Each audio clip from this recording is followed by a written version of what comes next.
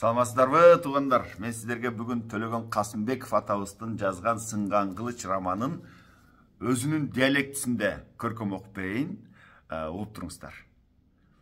1844-жылдын жазы. Диванхана. Кокон. Шерали хан, бир топ кишилер аны тегеректеп турушат.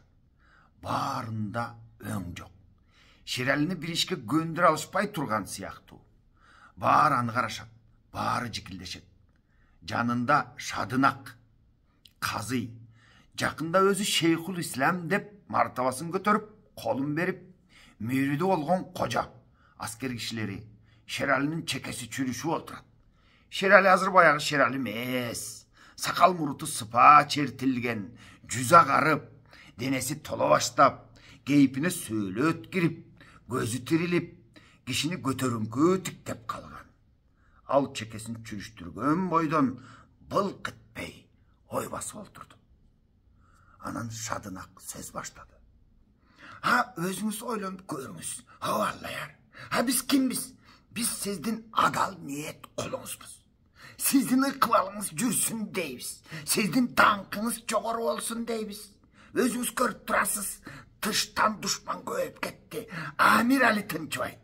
Вилаяттарыңызды башкарган аскер башчыларыңыздын кабагы күндөн күнгө салыңкы. Себеби эмне? Нүзүп. Ушу нөсөт. Андан калса ушу сиздин өзүңүзгө дагы бу касаптын ниети түз эмес. Малабекти байкайсызбы? Дайыма жанына жакын тартып, ишке аралаштырып, каныктырып, эл таанытып, жол таанытып, бу тузургурдун көңүлү алыста, бирдемеге даярдап жүрөт муну. Хан көтөрүп алгысы бар Малабекти. Бир күнү сизди ушу тындым кылып койбосо болду. Деп мына минтип Шадынак бөйпөлөктөп, баягы Шералынын оюн бузуп турду. Шерал чыкпады. Анын көзү жылт деп бет маңдайындагы шыптак илинип турган баягы чокойго улам-улам кадалып жатты. Бая билесиздер, туугандар, Шералыны кан көтөрүп такка тургузганда Нүзү аталык анын эски чокоюн шыпка мыккагы ийилип койгон эле. Муну байкап калган Шадынак аллаяр деди түтөгөндөй, тимелен күйүп кеткендей. Ана кылган ишин караңа, бейдар. Сизди бир Кудай сүйүп берген хан башыңызды бунун пас кылганы, улук даражаңызды камиткени, тепсегени кабы? Деп кадимкидей тетиги чокойду бүгүн көрө калгансып, мына минтип баштады. Кожо башын кылтылдатып, оттова кылдым еттова деп мына минтип баштайт. Көзүн сүзүп таазим кылды дейт, кызый.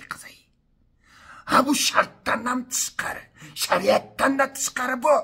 Таксырын билсеңиз. Бу бейдаратты караңа. Тизгиниңизди тартып алып, ада каниет кылбай, акырети жокту караңса, дагы кортутуп деп Шералини колтуктап алып, кызый күңкүлдөдү. Аллаяр, ордо мындай болбойт. Ордоңузду кембагалдын үйүнө теңеди. Ордоңузду ордо эткен сөөлөтү гана. Бу карга кеп болдук. Харезмге кеп болдук. Чыдайлы.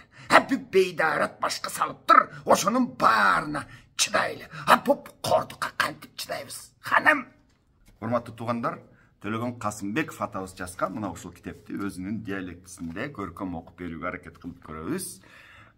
Колдоочулар болсо, демөөрчүлүк кылам дегендер болсо, албетте чакырабыз. Анткени бул китеп өтө көлөмдүү, бул өтө чоң эмгекти талап кылат.